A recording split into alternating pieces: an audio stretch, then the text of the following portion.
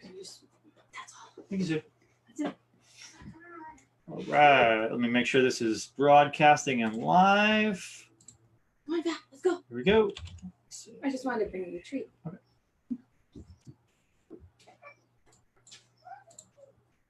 Okay, I think I'm live. Let me just double check here.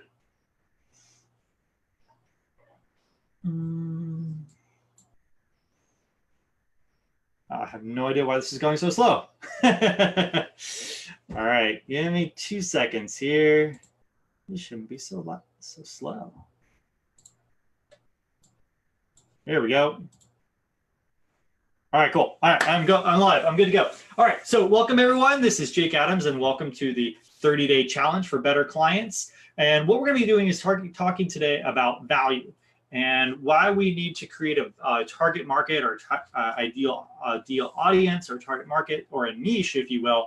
And then what we're going to do is putting products and services together to offer them the best value. So why are we talking about this, and why is this so important? Well, it's so important because value creates profit. And without value, we can't have profits. So if you want to be able to charge your clients the most amount of money, we need to have a lot of value, right? So let me give you a quick example of this, right? Let's say you have bookkeeping services and CFO services, right? Bookkeeping, what does the average bookkeeper charge? Anywhere from $25 to $75 an hour, right? And they're charging based on the hour. And the problem is that it's kind of a commodity service. There's enough bookkeepers out there to kind of keep the bookkeeping profession going, right? So that's the problem is you're charged based on the hour, based on a commodity. But with CFO services, you're offering a ton of value. You're helping the business grow, and you're helping them give insightful information to help them grow their business and create profits and other things like that, right? So there's a lot of value that you're creating as a CFO, as opposed to the bookkeeper, which in most cases are just recording transactions and recording the numbers. So that's why creating value is so critical and so important. Give me a second here. There we go, marker. All right, so why do you need to have a target market to create value? Well, the reason that you need to have a target market to create value is because it's easier to create value for someone when you have a system going. Let me give you an example. Let's say that we're only working with real estate agents. So if you're only working with real estate agents, then you have a system in place that takes a real estate agent from no books and messy receipts and totally uncategorized and there's no system, right? Saying, hey, this is the system that we have in place, and the end result is completed financials on a monthly basis, and you can compare it to other real estate agents that are being really successful and that are running $1 million practices, selling millions of dollars of real estate, things like that, right? So that's the thing. That's the critical thing is hey, if we figure out what our market is, then we can create a lot of value for that market. So I hope that makes sense. What is ICA? ICA is essentially ideal client avatar.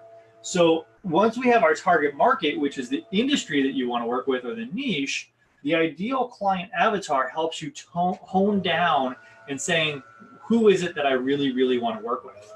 Hold on just a second. So the landscapers are going out there. All right. So let me give you an example of how this works and why this is really important. So if my target market, let's say, was real estate agents, right? Do I want to work with every real estate agent out there? And the answer is probably no, right? Because there's so many real estate agents.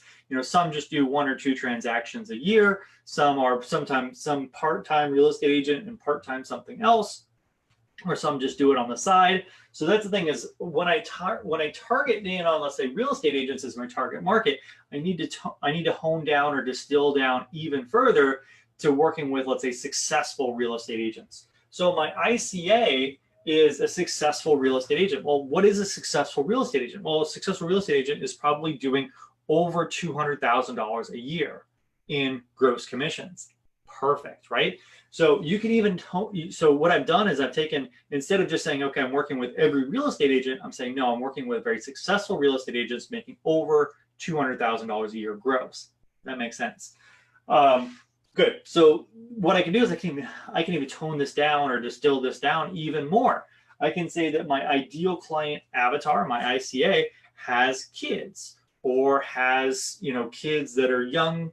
Maybe they're between the ages of 7 and 14, maybe they're kids in college, or maybe they live in a specific area. So there's all these different things that we can really distill down. So why is it really important that we distill this down? Well, it's important that we distill this down because there's certain things that I can offer someone that has kids between the ages of 7 and 16 that I can't offer people that don't have kids of that age, right? One of those is the tax strategy for hiring your kids. So if I can save business owners, real estate agents, $4,000 a year or more by using the hire this kid strategy, well, what have I done there? What have I done? I've created value.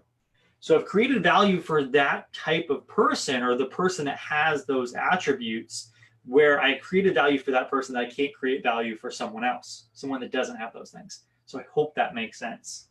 So now what I'm starting to do then is I'm starting to kind of take this full circle where I'm starting to think about some of the services and packaging those services to where I'm offering that to, or what I'm offering to my clients, right? So let's say services, right? And package on services. Now I mentioned right there tax strategy. Tax strategy is a great thing to package into a service, especially with tax preparation.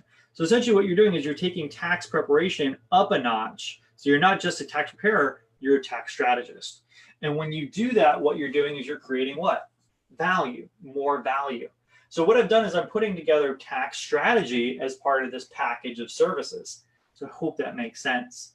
Now, when I'm able to do that, I'm not able to offer a package of services to everyone, right? If I said, hey, if you don't have kids between the ages of 7 and 16, maybe I have other tax strategies for you, but this is going to work really well. This package of services, including tax preparation and tax strategy, works really, really well for this person. I hope that makes sense. All right, so that's why we want to do this. And that's why setting the goals is really important, because setting the goals sets the framework for putting this together, right? And and thank you so much for doing your goals. I saw a lot of people put some really, really great goals, smart goals, on the site there and on the group. So thank you so much for that. And a lot of people just put, for small business clients or new small business clients or clients, right? So if you're at the point where you're just like clients, so if you just say, hey, I just want more clients, well, hey, we have to distill that down, and we have to make it tighter and more concise.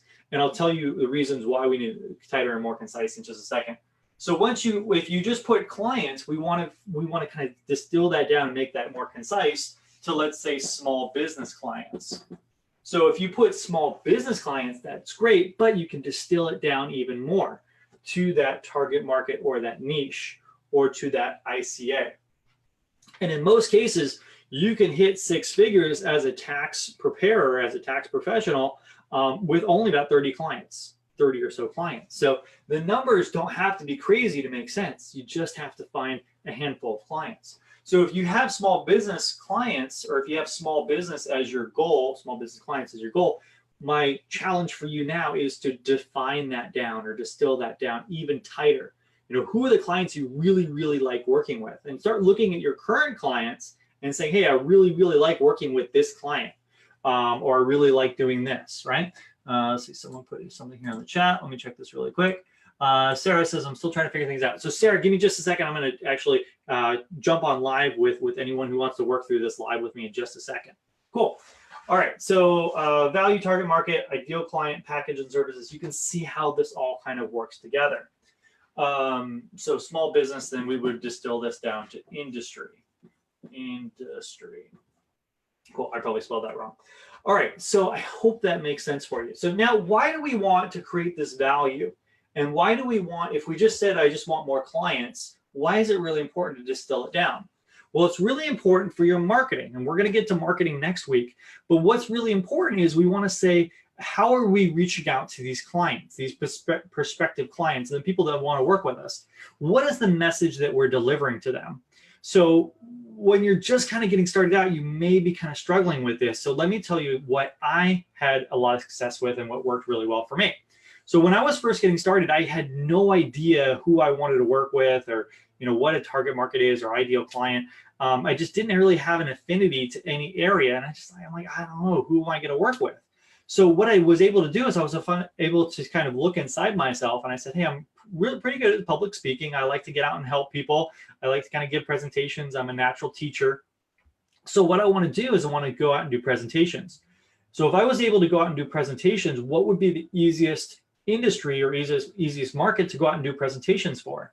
And that was real estate agents. So real estate agents, there was, all these different offices. There's Coldwell Banker and there's Keller Williams and all these other places. And then they also met once a week for their marketing meetings, where they got together and they talked about their listings and what their clients needed and what the clients were looking for and what they were looking for. So basically what I was able to do is put myself into that industry as an expert. And by tying that together and by going out and presenting myself as an expert and being the expert in that community, I was able to tie a lot of value to that target market. So if you're struggling with this, if you're like, Jake, I got no idea like who my target market is, I've got a couple clients and I don't really, I've got plumbers and painters and gardeners and all this stuff, right? I just don't know who I want to target. Well, if nothing really rings out to you, right, look through your current client base and just pick one or two or three. Let's get started with those. And if you've got no idea whatsoever, just pick real estate agents, because they're super easy to get in contact with, and they're super, they're pretty easy to get in front of as far as putting yourself as an expert and finding out where they're congregate, where you can get access to them, right? I hope that makes sense. All right, so when you're positioning yourself in that value message, so my value message when I first got started out was, I am the best CPA for real estate agents. And what I did was then I said, well, maybe that's not right. And so I distilled it down and I worked on it some more. And then I said, okay, well, is it all real estate agents? I said, no, it's not all real estate agents. I only want to work with the best real estate agents or the most successful real estate agents. So I changed it around and said, I'm the best CPA for successful real estate agents, right? And that's the message that I was able to convey.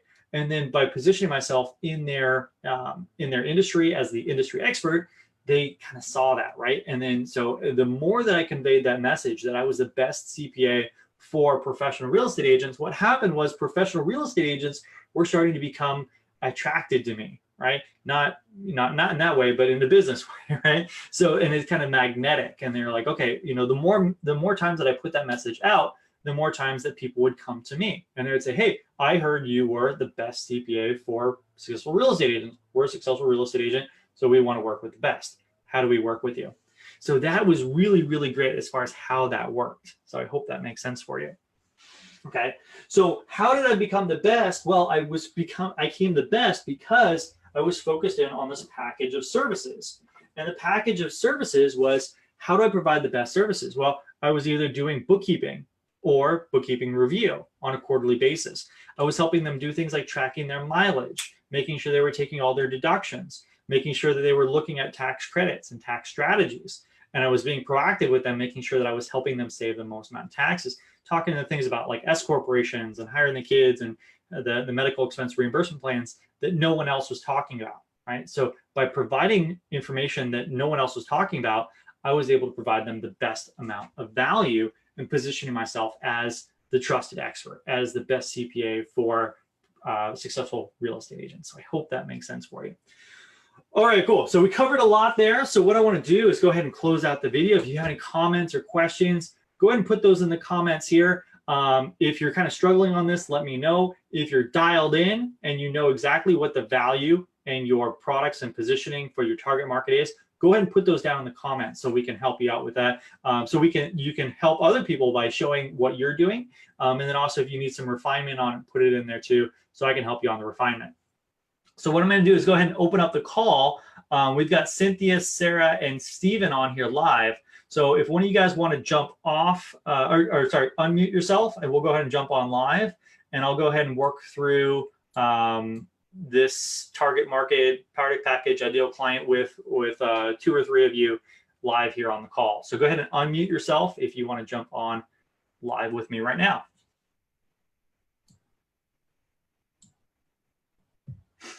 Stephen, I know you got here earlier. Are you with us? Yeah, I'm here. Cool. All right. So Stephen, how is this making sense for you? How is this resonating with you? It resonates really well. We had done some work on identifying our target market about 2 months ago, but it was very broad. It was just business clients with 100 to 1 million in revenue a year, accepting restaurants. That was one client we didn't want to work with, but we hadn't really narrowed it down much more than that. Okay. And you mentioned to me that you're out doing public speaking and kind of engagements, right? What does that look like to you? So our managing partner is actually doing that. I'm doing client follow-up from those meetings. So our managing partner goes, and right now it's been primarily Small Business Development Council in our local area, as well as 1 or 2 real estate investment groups. And she's been presenting tax planning, and we also present Profit First. Okay. All right. So that's great. So part of your value is tax planning and Profit First. Profit First. So that's awesome. Yeah. So when you're presenting to a small business council, it's probably just kind of a hodgepodge of different businesses, right? Yeah. Yeah. So it's tough to kind of narrow down a target market. So there it's more on the small business side. So what you would want to do then is say, okay, if there's a specific client you can really help, and you can really narrow that down, or you can kind of keep it more broad. And if you keep it broad, if you following up with them, you can say, hey, well, we really excel with helping, XYZ companies. You're over here, but we can either help you out or we can help you find someone that excels in your business or that niches down in your business area, right? Yeah. Yeah. So for real estate investors, that's great because you've already kind of narrowed down your target market and your ICA. So for real estate investors, what does the perfect real estate investor look like for your business? So normally someone that's doing multiple properties, the ones we're really targeting right now are doing looking at 13 to 15 property sales. So that's where we're kind of targeting to show some interest. And then ideally it'd be someone that's doing it enough that they're really invested in it, but not so much that they have the full infrastructure of the office setup that we can provide, that bookkeeping and other ancillary services as well. Yeah. So that's great because you're going to be finding those people that are kind of just like kind of on that hump, right? So they're more successful than just getting started and getting their feet wet with it, but they're not super successful yet where they've got a whole support team or admin support team behind them, right? Yeah. Yeah. So that's really good. So if you had to kind of narrow down a yearly revenue or some sort of financial benchmark or number benchmark, what would that look like as far as that client that's kind of on that hump that's a perfect client for you? As in how much they're doing or how much we're hoping to charge them a year? Let's start with the first one first, and then we'll go to the second one. So we're probably looking for someone that's making at least 100,000 in gross profits. So I mean, depending upon what they're selling, probably could be selling over $1 million, if not more, in property. Okay. So 1 million revenue, 100K profit plus, and then greater than that, right? Yep. Cool. So that's perfect. And then talk to me about kind of as you're packaging out those services, what does that look like? So we talked about planning and Profit First. So right now our big offer is we follow up offering a discovery meeting. And for the most part, it's been tax planning because that's been the presentations we've done the past 5 or 6 months. And so it's offering to have them send us their past couple of years of tax returns. And then our managing partner and her team come up with the tax plan for them and present that to them in a discovery meeting. And then normally we'll offer that plan partially based on how much we're saving them, but somewhere between $3,000 and $10,000 for the plan. Okay, great. And we have information following that. Yeah, and then you probably want to do tax preparation and strategy ongoing, and maybe some bookkeeping and accounting stuff. Yeah.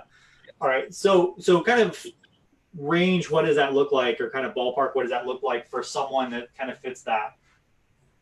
So if we're saving them about $10,000, we're charging them $3,000, and if we're saving more than that, that goes up. And then implementation, it's helping them set up an S corp, connecting with a lawyer that can do the legal paperwork, connecting with our bookkeeping staff that can do the ongoing, either it's payroll, bookkeeping, compliance, those type of things. Okay. And then on a monthly basis or monthly rate, what would you like to be doing with those clients? So monthly, we would hope to be about $1,000 for our low engagement client, and then going up from there. Okay, so $1,000 a month. Yeah. Perfect. So very cool. So you've got this really dialed in. The nice thing is when you go to these real estate investor meetings, you can have something printed out and you can say, hey, these are all the things that we do. So for the $1,000 a month, you can say we do tax planning and tax strategy and, you know, bookkeeping and all the different things that you do. Right. And that's the nice thing is when you give something to someone, just like a printout, they're like, oh, that's really cool. I see all the things that you're doing. What you're doing is you're value stacking or stacking the value that you're going to be providing to the clients. Absolutely. So, very cool. All right. So sounds like you got this really dialed in. I'm trying to think if there's anything else. Are there any other target markets that you want to focus on other than real estate investors? So I guess that was one of the things I was thinking of just as you were mentioning. So it sounds like something you can customize and come up with those packages and services based on the industry and have like almost a menu of what you offer.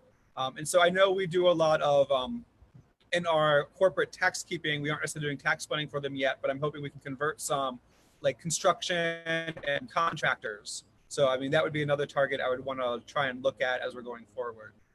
Yeah.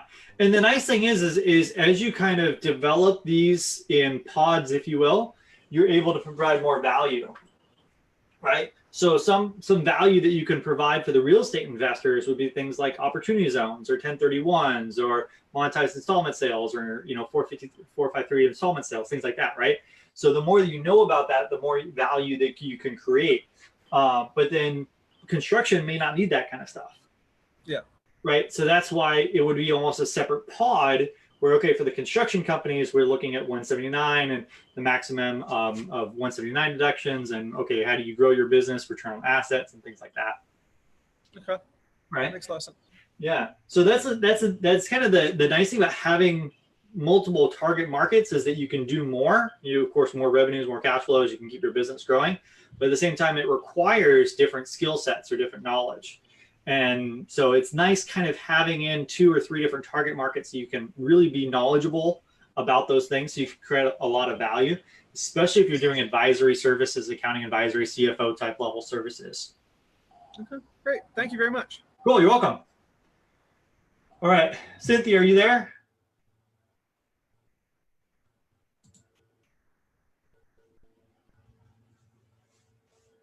Cynthia. There you are.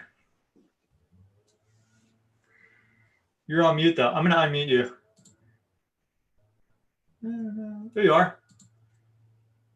All right. Hey. All right. So what does this look like for you, or are you struggling with anything? Right now, struggling with putting together basically the brochure for the handouts and such. Dealing with real estate agents and pretty much kind of the same thing that Stephen had said regarding contractors. We have a lot of tradesmen, not a lot. We have a handful of tradesmen. That seems to be a natural niche for us. And so putting packages together. So you got your trades as a target market or the niche. Mm-hmm. What would be an ideal client avatar, right? Do they have kids? How much money are they making? Like if you close your eyes and envision that person, what does that person look like? Pretty much probably fairly similar to what Stephen had said about $1 million in revenue. Most of our contractors are between 250 and $1 million. Some are a little over, a couple million. Have kids. Most of them have typically teenage high school kids. Yeah. And I'm not saying that they have to be that, but if you like say, this is the perfect client, like if I could shoot for the moon and get this perfect client, that's what they would look like. Having that idea of that perfect client really, really helps you distill down your marketing message and know like who it is that you want to focus on, right? So $1 million in revenue equals 100K in profits. They've got kids. Perfect. Yep. And then you're starting to build out your package and your services for them, right? Right. Right. So what does that look like? So if I was your ideal client, what would you offer to me? So ideally, they do their own day-to-day accounting. We like to do the quarterly review or at least like the reconciliations. We want them to be doing their billing, obviously, their own invoicing. So most of our clients, we're getting them set up on either Xero or on QuickBooks Online. So we provide the subscription for that. We do quarterly meetings with them. Most of them are more along the lines of 1 or 2 times a year, tax projection, tax planning, advisory services throughout the year. We really like the open communication with our clients. So as things change, as things come up, they're, comfortable to call and have that conversation with them. Definitely doing tax projections, because some of our contractors can be just,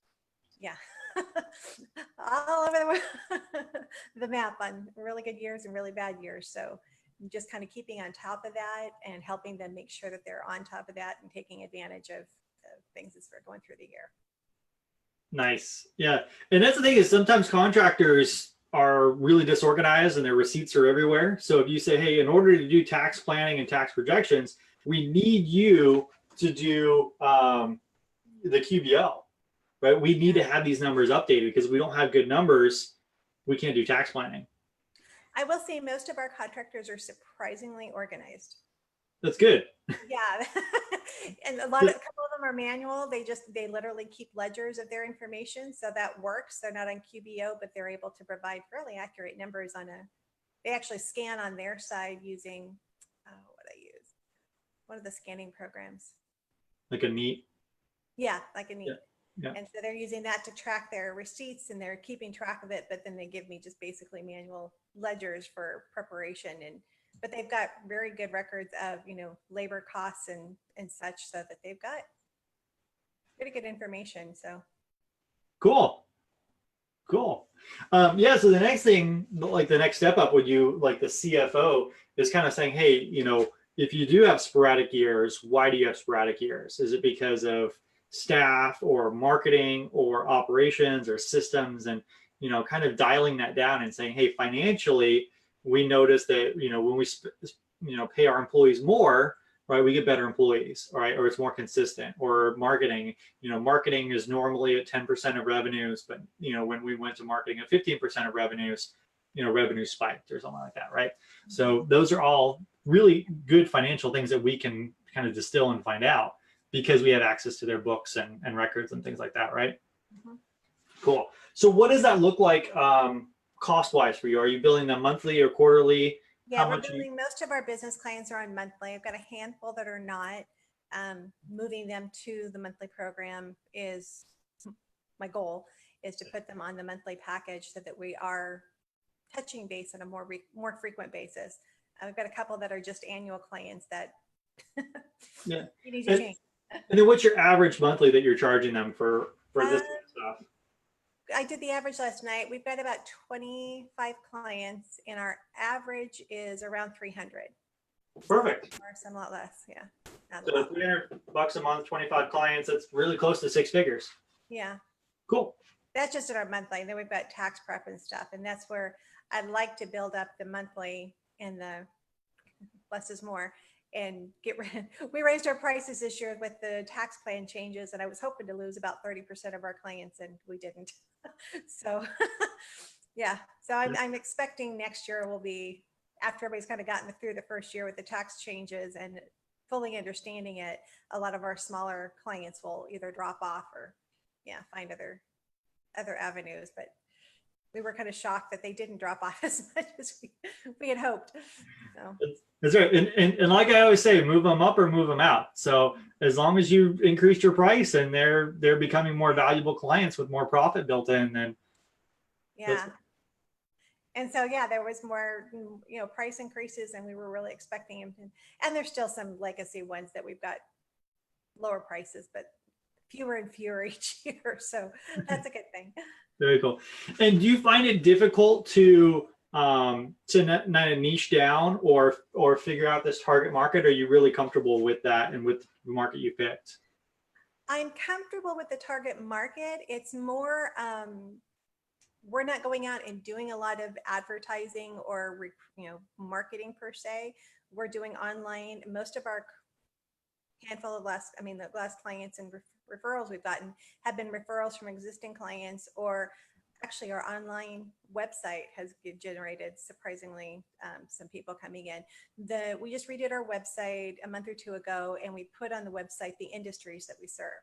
And so hoping that will kind of narrow down who contacts. We don't do retail. We've kind of already decided we don't do restaurants. We don't do things like that. So those are quicker to, when they call with that kind of a business, they'll say that that's not something we service, and, in that conversation quickly. So that's actually been quite helpful to have it narrowed down. And the more that we take off of our focus in order to narrow down our niche of who we want to be working with on a regular basis. So we're primarily doing service industry, real estate agent, consultants. Yeah. Yeah. And it's amazing the clarity and the focus that you have when you niche down, right? Or when you dial down and say, these are the people that I can help, right? Right. Yeah. It's been really actually quite helpful because, we don't do restaurants. And so it's easier to have those conversations that's just not somebody I need to find a better way to actually say that we don't work with you. Yeah. So it all comes down to value, right? So if you can say, I provide the most amount of value to X, right? So you can say, like, I provide the most amount of value to service-based companies that are making over $1 million in revenue, right? That's usually what we say. We're not a good fit for you, or we're not going to be able to provide you the value that you're looking for, because that's not, like, we don't definitely do nonprofits. I actually refer those out to a couple of colleagues. And so that's been, that's just not something we do. So we can't provide value to you. Exactly right. Or, we've got an associate or a partner that specializes in that, and that can offer a lot more value, that's a better fit for you. And so if you can have those referral partners where you can actually make a 25% or greater commission, that's even better, because then you're making the money without actually doing any of the work. I haven't gotten that part set up yet. Yeah. So I've got a local enrolled agent. They've got a really good sized firm. I think they've got 3 or 4 employees. And anybody that comes to me that's not a good fit, they go over to them, and I'm making, basically mailbox money or passive income because I've referred them. Okay. And they're more than happy, because, with they're spending money on advertising and Yelp and all this other stuff. And they're like, hey, when we get a referral from Jake, we only pay when we get clients. So they like that. Okay. Yeah, I have not done that. That's kind of probably next step of getting that network set up, so that I do have, because right now I'm just kind of handing them off to local other firms. And so, yeah. Yep. So just say, hey, I'd love to keep referring business to you. And, I'd like to ask for a 25% referral commission. And is that doable? And they'll either say, yeah, that sounds great, or no, can't do that. And if they say no, then you're like, okay, well, just to let you know, I might stop referring clients to you. If someone else says yes, I might stop referring. This is not to say that you're going to stop, but you say, hey, there might be a chance in the future that I stop referring clients to you. And they're like, okay. So cool. So I'm glad that's all working out. John actually had a question for you. He posted in the group. Do you have a minimum price for new clients? So if I was a new client and I said, hey, Cynthia, do my taxes, is there a minimum price that you would say, minimum level service or minimum price? And that's what we had increased this last year with our clients. So like for tax preparation, our minimum price is $450 this last year. And so, okay. And then on businesses, pretty much 700 is our minimum there. Okay. And then what about all of this stuff that you do? So if I said, I don't really know about the QBO, I'll do my own books, or I don't know about tax planning, I don't want any of that stuff, right? What would be the bare minimum or base minimum on a monthly basis? I would say our bare bones minimum, if they're only doing like tax prep and tax projection and maybe a meeting or two, is 150, but we really try to bring them on at least 300. Good. I like the 300. That's a really good number to shoot for. That's been our average. And yeah, we've got some that are higher than that, but then we've got a couple that are kind of on the old pricing that we need to move up. And that's where conversations need to happen. So got a handful of those, not very many actually. We moved quite a few up about 2 years ago, right before we moved them up last year. Yeah, or the year before. Cool. Cool. Yeah. And it's good timing because we're going to be coming up on, updating our contracts. Last year was just crazy busy with all the tax law changes. So we kind of just rolled over everybody's pricing from the year before. This year, we actually are going to address, what services we're providing and what their pricing is. So that's the plan. Sounds great. And then when you're doing that, the way that I like to kind of envision that or do that or work through that, when you're looking at your clients and kind of rating your clients, look at it as a A to F. You can grade them honestly, right? So you can say, hey, this is an A-level client. In order to be an A-level client, you have this, this, this, and this, or they're doing this sort of services and they're paying me X. And then a B, and then a C. And then you can say anybody at D or F gets allocated to someone else or referred to someone else.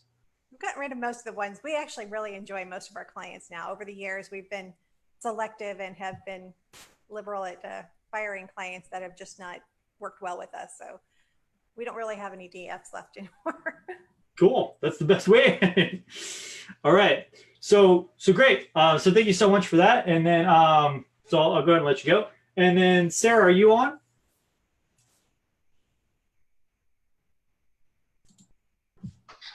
Hi, I'm still here. Hey, Sarah. All right. So Sarah, you're just getting started with your bookkeeping business, right?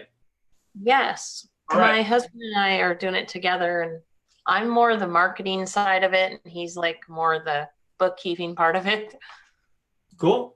So basically, let me kind of go through that really quick with you because I've only got about 2 minutes here before I need to jump on the next call. But basically what we're going to do is, so we can really apply this to anybody that's getting started with bookkeeping, or maybe they're like, oh, well, I got a tax preparation business, but I want to add bookkeeping.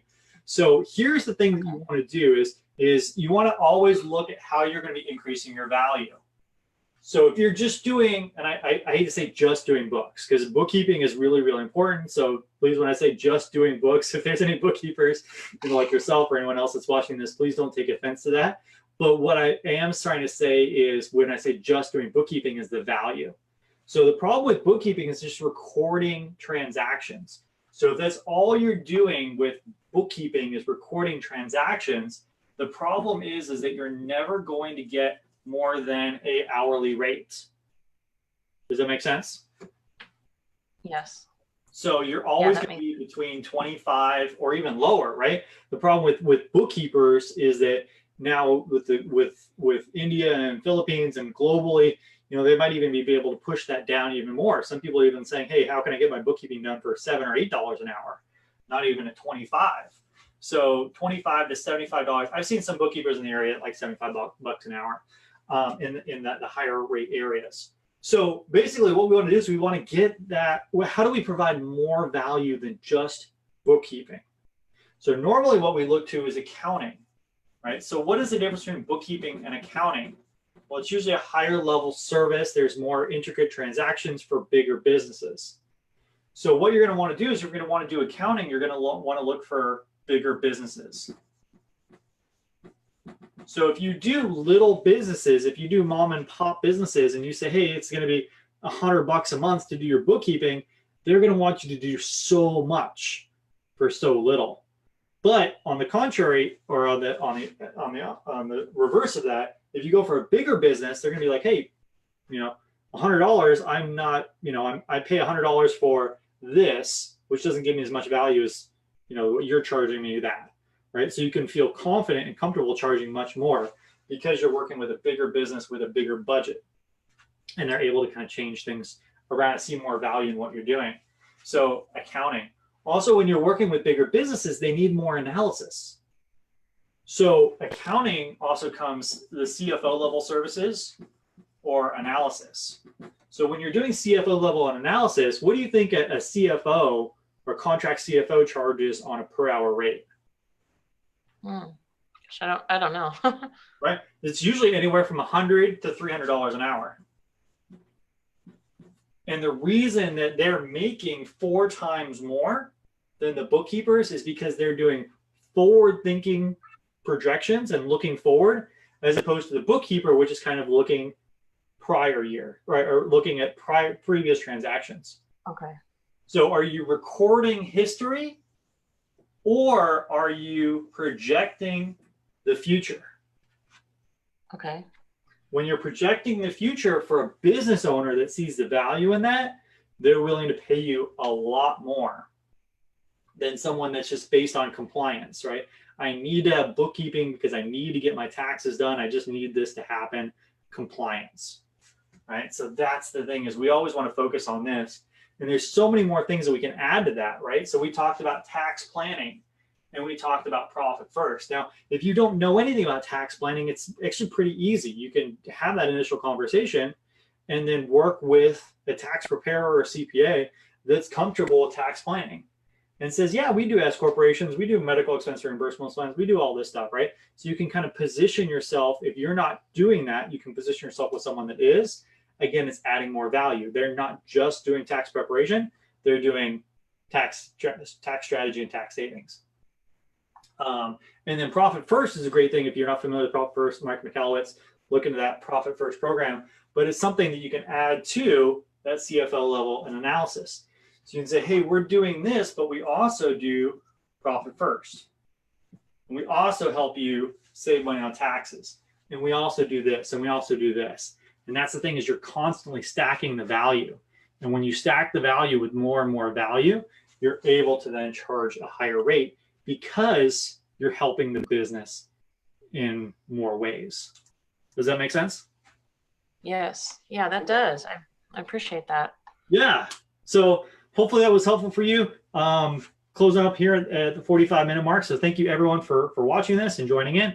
Watching this on the replay, of course, always do #replay. Let me know your comments, your questions, and I will see you on tomorrow's video. Thanks, everyone.